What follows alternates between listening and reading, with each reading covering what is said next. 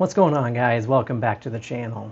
Last week I was able to live out one of my dreams, which is to not just bowl in a PBA national event, but actually a major event. This was the PBA50 Senior US Open, and I was able to compete against some legends of the game. Pete Weber, my personal idol, Ameletta Monticelli, Chris Barnes, let's see who else is on there, John Janowitz, Tom Doherty, Andres Gomez, Brad Angelo, Steve Klemkin, Tom Hess, Dino Castillo, and the list goes on and on. There were so many big names at this event, and it was just a thrill to be able to compete against these guys. Now, I normally record my own vlogs, but because this was being streamed by Bowl TV and I did not have pre-authorization to do my own recording, I opted to not take any risks and I didn't record. However, I did get my authorization just today, and they are allowing me to take clips from the stream from this past weekend. So we're going to be going through some clips from my games and kind of talk through what my experience was like. Before we do that, if you haven't done so already, make sure you hit that subscribe button, and also check out Bowl TV. I know that it costs some money and some people don't like to have to pay that subscription, but I have to tell you, I have watched so much bowling between the National Tour, Senior Tour, the PWBA, Junior Bowling. There's so much amazing content out there, and you're able to look in the archives and watch old videos as well. So if you want to watch any of these full games, any of the competitors, or even any past events, check Bowl TV out. It is so worth the money. So with that said, we're going to dive into what my experience was like up in Greeley at the US Open. Unlike other US Opens like you see for the Women's Tour and the National Tour, this isn't a super flat, super difficult pattern. It wasn't an easy pattern by any stretch. It was a 41-foot, 3-to-1 ratio, and it was challenging. You had to hit your mark. But there was a pretty good shot out there if you could find the right line. And instead of having multiple patterns as well, what they did is it's one pattern all 3 days, and the first squad gets the fresh, second gets the burn, and third squad gets the double burn. So it's more kind of like, I think the Masters is run in a similar way. And so then each day you're in a different squad. So day one, we got the double burn. Day two, I got the burn. Day three, I got the fresh, which made me a little bit nervous because getting the fresh on day three, after it's been laid down multiple times, I was afraid that might be pretty tight. But let's take a look and see how I actually did. So I was kind of surprised I had to be as far left as I actually was to start. I knew I'd have to be left, but I was throwing my Brunswick Vaporize, which is my longest and strongest, most angular ball that I've got, which I typically use when I have to be pretty far left. And for me, I was standing game one about 36, which is pretty far left for me. And I was trying to throw somewhere just left of fourth arrow, so probably around 21, 22 at the arrows. And you can see I had a pretty good line overall. I was able to get off to a pretty good start with a 229 game one.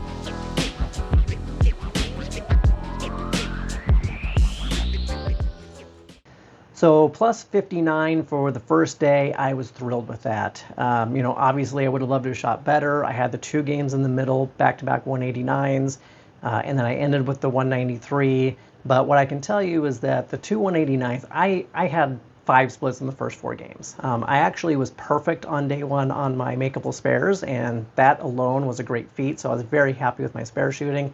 And I did throw quite a few strikes, but the first 189 was a couple of splits in that same game. The second 189 was I just didn't quite, I was missing my mark a bit and couldn't quite get as many strikes as I would have liked to have gotten.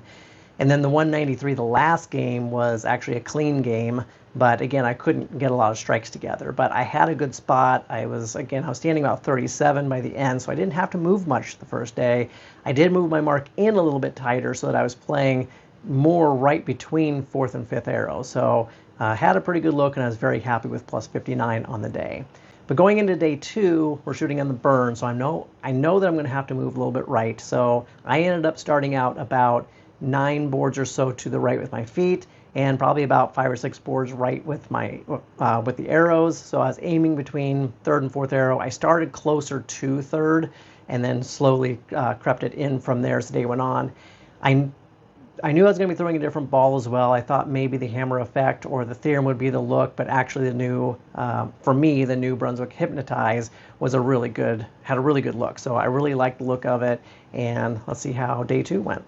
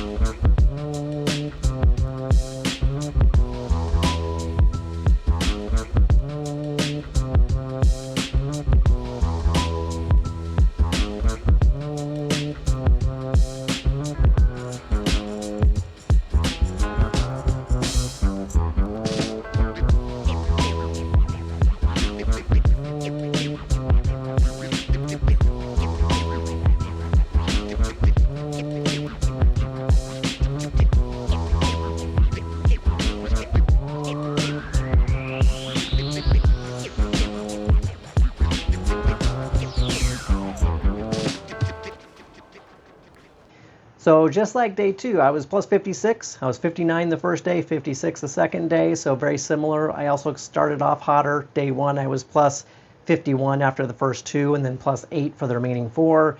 Today, I was plus, I think, 45 or so for the first 2, ended up plus 56. So I was 11 over for the last 4. So it kind of slowed down a little bit.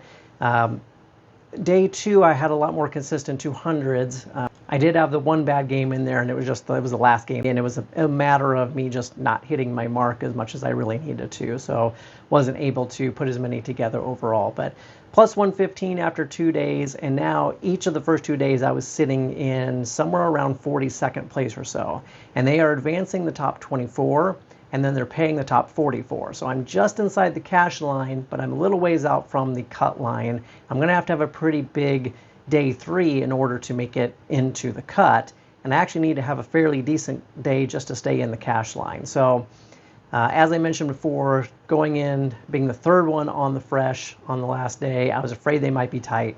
I do remember watching on day one, Chris Barnes was throwing something with a little bit of surface, and he was throwing it pretty hard up the track, and he was killing it the first day. Matt Tomzu, a good friend of mine who was bowling right next to Chris, he tried to wheel it a little bit the first game, and it was a little bit touchy, so he moved to the right and threw it a little bit harder. What I decided to do is I took some surfaced equipment in practice, and I threw it up the boards, tried to wear in a little bit of a track, which allowed me to move a few boards to the left where it is more my comfort zone and wheel a ball out to that zone and feel pretty good about it. So I actually started out with the Hammer Effect Tour, and I threw it for the first full game, and actually you're going to see I had the front 7 game 1, threw a bad shot in the 8th, but I ended up with a 257 game 1. I wasn't loving the reaction of the ball despite the good game. I threw the Black Widow 3.0 in the fill ball because I thought I might get a little more recovery out of it, which I did, and it looked beautiful. I made the bold decision to switch to that game 2, which actually worked out because I had to spare in the first and then threw the next 7 before stoning an 8-pin and shot another 256. So that ended up working out pretty well. So let's take a look and see how day 3 went.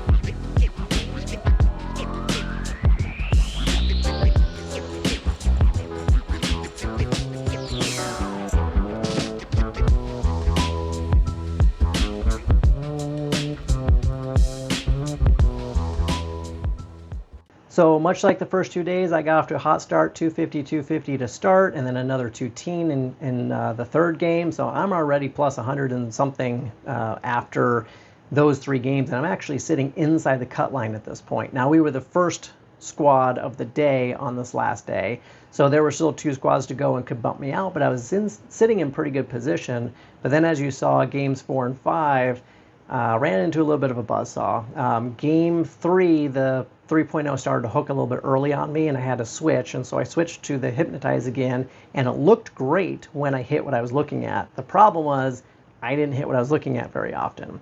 I kept aiming for 14, and I kept hitting 16 over and over again, 16, 16, 16. I'm aiming for 14, and I paid some pretty big penalties early on and left some splits. In fact, I ended up switching about halfway through game 4. I moved a few boards to the left and said, if I keep hitting 16, let's just play 16 then. I was able to actually throw the last 4 for a 183. The next game, again, I ended up switching balls, I think, and I started with 4 splits in the first 5 frames, and it just was a bad start. But I kind of honed in on my mark and ended up throwing a number of strikes to salvage a 170 game 5. But then I felt really good. I was into the track theorem by the last game. Felt really good about how I ended game 5, and it gave me confidence to pop in that big 230-something game. I had knocked myself well out of the cut line, so I shot the 235 the last game, put me back in the cut line temporarily. So I was sitting at 22nd going into the last 2 squads. And I knew chances were I was probably going to get bumped out and not make the top 24. As it turns out, I did get bumped out in the next squad, ended up 30th overall. The good news, it allowed me to drive home that day and not have to stay an extra couple of days. And I still got a pretty good check out of it. So I'm very happy with finishing 30th, very happy with finishing 230 over in my first ever senior national tour major event. So competing against these guys, it was a little nerve-wracking at first, but I was able to settle in and just play my game and felt really good. It also helped out that the three of us that were paired together, we were all throwing very similar lines within a few boards of each other, and we were able to read things pretty well off of each other, and I think that that really helped us all out. So it was one heck of an experience. I'm definitely going to be doing this again. I'm going to be doing some PBA50 regionals probably later this year. But next year I'm going to try to dial in a few of the national events as well if I can. So great experience, great time, awesome guys. I always say that about the senior tour. The guys there are just absolutely amazing, whether you're talking regional, local, whatever it is. Senior bowlers, there's just something about them. So much more hospitable. And just had a lot of fun. So glad you guys could take this journey with me. Make sure you hit that subscribe button if you haven't done so already. And we'll see you guys at the next video. Thanks for watching.